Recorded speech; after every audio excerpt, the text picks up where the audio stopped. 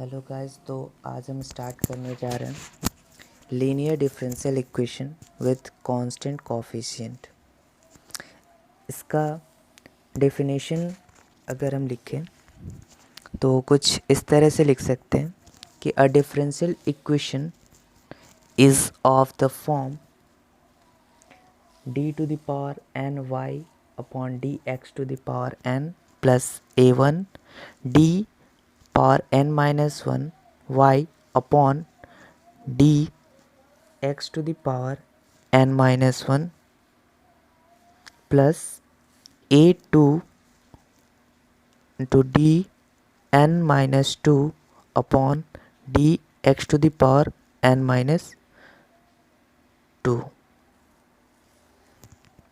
Plus अगर ऐसे करें तो आगे तक जाएगा a three D n minus three upon D x to the power n minus three plus ऐसे अगर लास्ट तक जाएगा तो ये हो सकता है A N minus one D Y upon D X plus A N Y is equal to Q. कुछ इस फॉर्म में होता है। इसको सॉल्व करने के लिए कुछ रूल्स होते हैं, कुछ फॉर्मूले होते हैं जो कि अब हम देखेंगे। तो हम फाइंड करते हैं कॉम्प्लीमेंट्री फंक्शन को, ठीक। तो for finding complementary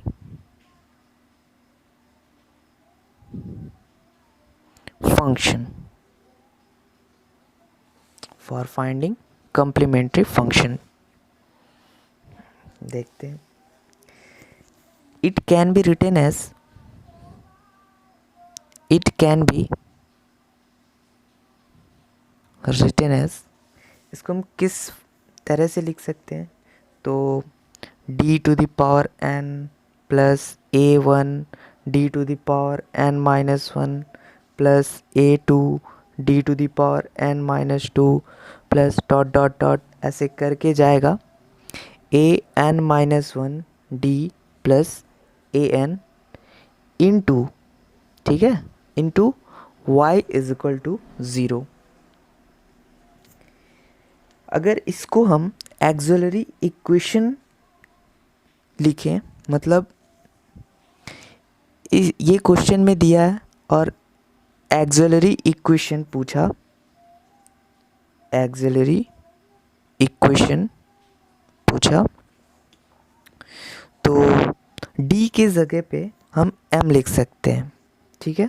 m to the power n plus A one m to the power n minus one plus A two m to the power n minus two plus ऐसे dot dot, जहाँ पे d है वहाँ हम n लिख देंगे, m लिख देंगे, ठीक।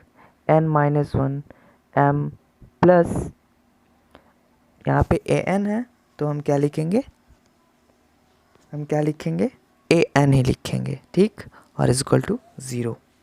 तो ये हमारा एक्सिलरी इक्वेशन अगर पूछेगा तो हम डी के जगह पे एम लिखेंगे, ठीक। आगे देखते हैं, हम कई केस में इसको देखेंगे। केस वन हुआ कि when value of m are distinct, when value of m are distinct, that is distinct का मतलब क्या हुआ, अगर m है तो m की जो वैल्यू होगी वो m1 m2 m3 ऐसे करके mn तक रहेगा, ठीक। अब इसका कॉम्प्लीमेंट्री फंक्शन देखें। कॉम्प्लीमेंट्री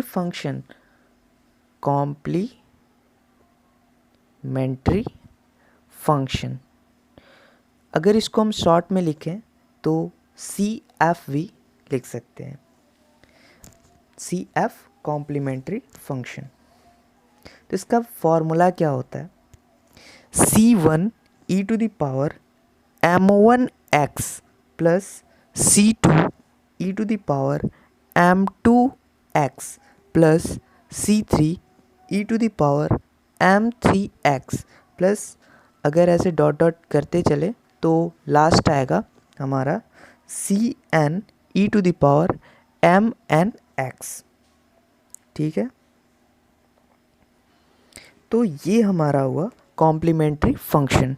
इसका अगर वैल्यू डिस्टिंक्ट हो, मतलब m1 हो, m2 हो, m3 हो, मतलब जो m की वैल्यू हमें मिलेगी वो अलग अलग मिलेगी, तो उसके लिए हम जब उसका कॉम्प्लीमेंट्री फंक्शन निकालना होगा तो हम इस फॉर्मूला का यूज़ करेंगे, C1 e to the power m1x plus C2 e to the power m2x plus C3 e to the power m3x plus dot dot करके यहाँ तक आएगा। अगर हम केस सेकंड देखें, तो केस सेकंड क्या कहता है, when m have two equal root,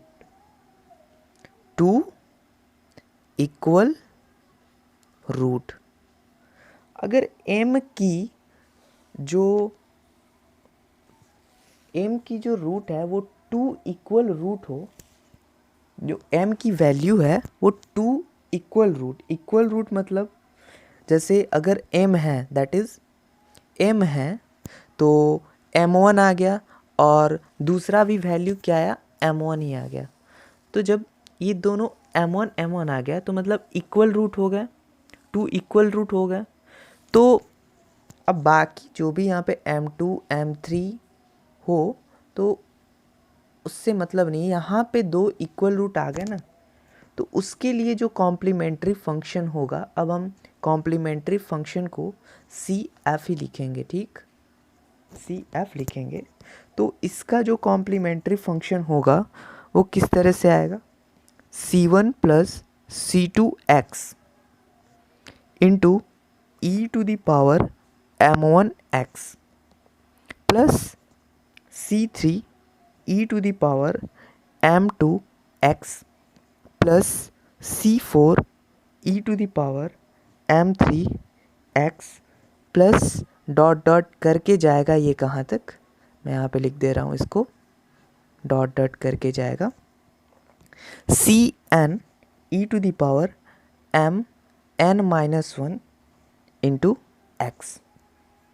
तो ये केस सेकंड हुआ।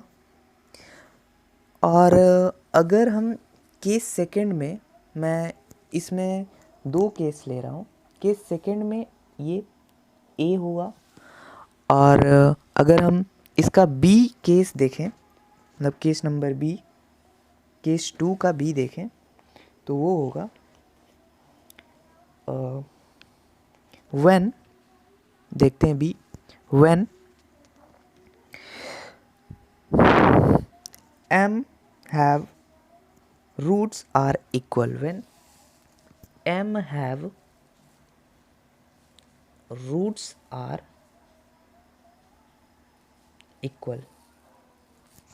ठीक है, तो अगर m की जो रूट होगी वो सारे रूट्स इक्वल होंगे, सारे रूट्स क्या होंगे, इक्वल होंगे। अभी हम 2 केस पढ़े, पिछले केस में पढ़े, अगर पहला केस देखें तो वैल्यू डिस्टिंक्ट हो, मतलब m की अलग अलग वैल्यू हो। फिर दूसरे केस में पहला देखें कि 2 इक्वल रूट्स हो, मतलब m1 हो और फिर m2 m3 डॉट डॉट करके जाएगा कहीं तक mn तक। ठीक है, अगर ये केस सेकंड का B देख रहे हैं तो ये इसका जो रूट्स होगा वो सारा इक्वल होगा। अब इसके लिए कॉम्प्लीमेंट्री फंक्शन हम कैसे निकालेंगे वो देखते हैं। तो हो जाएगा ये C1 plus C2x plus C3 x square plus C4 x³ plus ऐसे करके जाएगा Cn(x⁻n−1) इंटू क्या हो जाएगा e⁻m1x। ओके, तो आज के लिए हम यहाँ तक पढ़ते हैं, फिर नेक्स्ट क्लास में अगले केस को डिस्कस करेंगे। Thank you.